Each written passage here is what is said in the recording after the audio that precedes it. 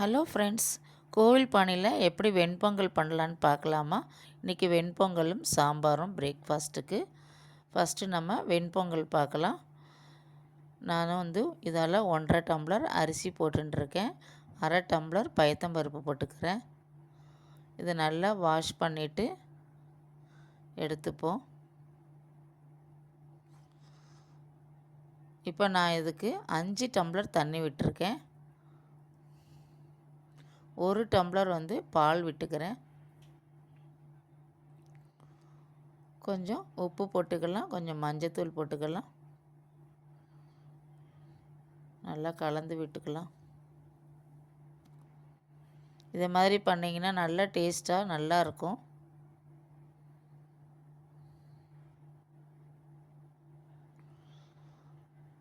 இப்போ நல்லா கலந்து விட்டுட்டு குக்கரை மூடி வச்சிடலாம். ஒரு 4-5 சவுண்டு வரட்டும். இப்போ பொங்கலுக்கு நம்ம தாளிச்சுப்போம். கொஞ்சம் நிறைய நெய் விட்டுருக்கேன். ஃபஸ்ட்டு இஞ்சியை நல்லா அந்த நெய்யிலேயே பொரிச்சுக்கலாம். இப்போ முந்திரி பருப்பு போட்டுக்கலாம். நான் மிளகு முழுசாக கொஞ்சோண்டு போட்டிருக்கேன். அப்புறம் பொடி பண்ணின மிளகுத்தூளும் போட்டுக்கிறேன்.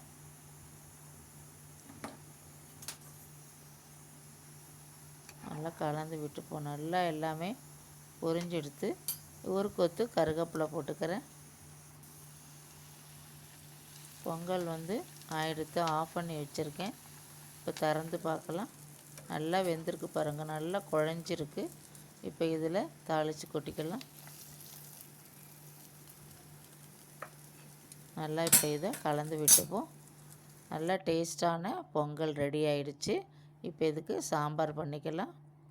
நான் கேரட்டு, தக்காளி, உருளைக்கிழங்கு, பச்சை மிளகாய் எல்லாம் கட் பண்ணி வச்சுருக்கேன்.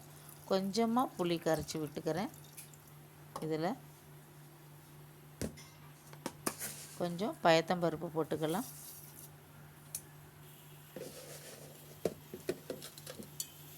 உப்பு, சாம்பார் பொடி கொஞ்சமாக போட்டுக்கிறேன்.